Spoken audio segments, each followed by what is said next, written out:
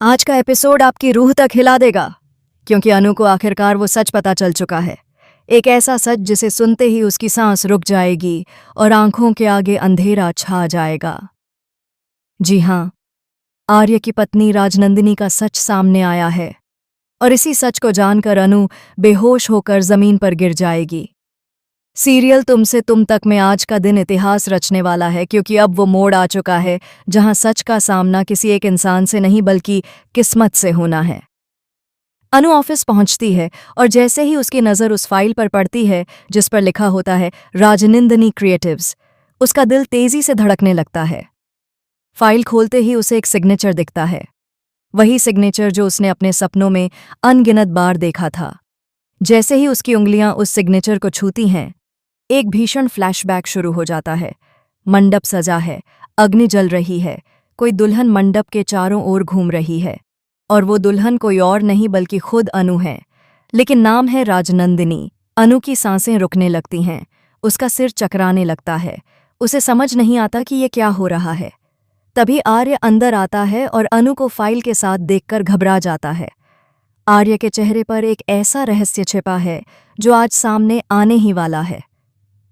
अनु कांपती आवाज में पूछती है, ये सिग्नेचर, ये फोटो, ये दुल्हन, ये मैं क्यों दिखाई दे रही हूं? आर्य चुप रह जाता है, उसके होंठ हिलते हैं पर शब्द नहीं निकलते। तभी बिजली कड़कने की आवाज आती है और वातावरण में एक अनोखा तनाव भर जाता है। अनु के कानों में घुंघरू की आवाज गूंजने लगती है, उसकी आंखों के सामने राजनंदिनी का घूंघट लहराता है और अचानक अनु चीख मारती है, तुमने मुझसे सच क्यों छुपाया आर्य? तुम्हारी पत्नी राजनंदिनी, वो मैं हूं, ये मेरा दूसरा जन्म है ना? आर्य उसे पकड़ने की कोशिश करता है, लेकिन अनु उससे खुद को दूर धकेल देती है। अनु के आंखों में आंसू नहीं बल्कि आग होती है। वो बड़बड़ाने लगती है कि अष्टमी वाले दिन मुझे दौरे पड़ते हैं, क्योंकि उसी दिन मेरी मौत हुई थी, यानी राजनंदिनी की मौत। तभी अनु की आंखों के सामने सब कुछ घूमने लगता है। एक पुराना महल, शादी का मंडप, अचानक आग लगना, चीख पुकार और एक चेहरा जो उसे धक्का देता है। अनु कांपती है और जमीन पर गिर पड़ती है। वो बेहोश हो जाती है। आर्य उसे पकड़कर गोद में उठाता है और उसके चेहरे को देखकर रोने लगता है। लेकिन यहाँ पर सबसे बड़ा सवाल खड़ा होता है, क्या आर्य वाकई निर्दोष है, या क्या आर्य ही वो शख्स है जिसने अपने पहले जन्म में राजनंदिनी का अंत किया था? क्या आर्य अनु के करीब इसलिए आया क्योंकि उसे पता था कि उसकी पत्नी वापस जन्म लेकर आई है? क्या उसका प्यार सच्चा है या ये कोई और षड्यंत्र है? इसी बीच ऑफिस में मौजूद मीरा दूर से ये सब देख रही होती है और उसके चेहरे पर एक खतरनाक मुस्कान फैल जाती है।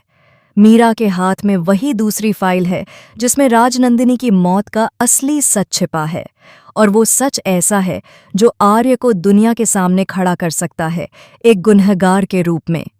अब कहानी में आएगा सबसे बड़ा धमाका, क्योंकि अनु जब होश में आएगी तब वो सिर्फ अनु नहीं रहेगी, बल्कि जाग जाएगी राजनंदिनी की आत्मा, और तब शुरू होगा बदले का खेल। अनु बेहोश पड़ी होती है और आर्य उसे अपनी बाहों में उठाकर सीधे अपने केबिन में ले जाता है। उसकी आंखों में डर है, पछतावा है और एक ऐसा राज है जो उसकी आत्मा को चीर रहा है। जैसे ही अनु को होश आता है, उसकी आंखों में वह मासूमियत नहीं रहती। अब वहां एक अग्नि धधकती दिखाई देती है। उसके होठों से पहला शब्द निकलता है, राजनंदिनी। पूरी ऑफिस की हवा अचानक ठंडी हो जाती है। फाइलें अपने आप उड़ने लगती हैं, दरवाजे चरमराने लगते हैं, मानो खुद किस्मत इस सच को सुनने के लिए जाग उठी हो। अनु धीमे धीमे उठकर बैठती है और सीधे आर्य की आंखों में देखकर कहती है, तुम मुझसे क्यों छुपा रहे थे कि मैं ही राजनंदिनी हूं? क्यों नहीं बताया कि मेरी मौत कैसे हुई थी?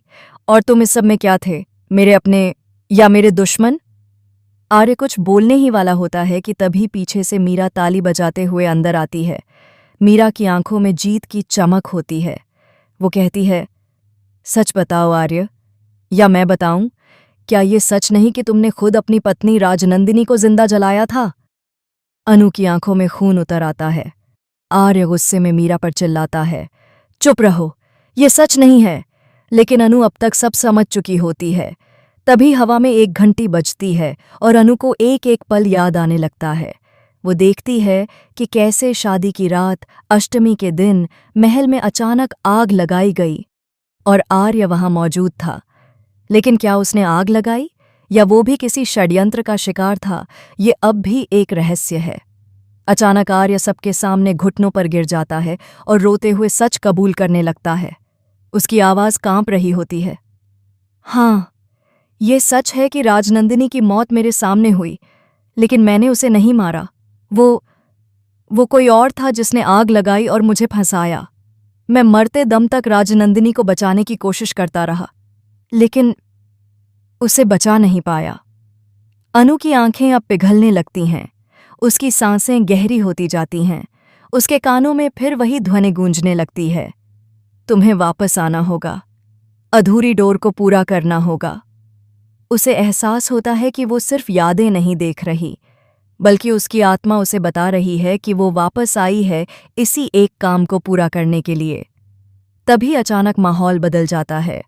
टेबल पर रखे सारे कागज अपने आप उड़ने लगते हैं, लाइट्स फड़फड़ाने लगती हैं और एक रहस्यमयी छाया वहां प्रकट होती है। वो छाया किसी और की नहीं, खुद राजनंदिनी की आत्मा की है, जो अनु के शरीर में प्रवेश कर चुकी है। अनु की आंखों का रंग बदल जाता है।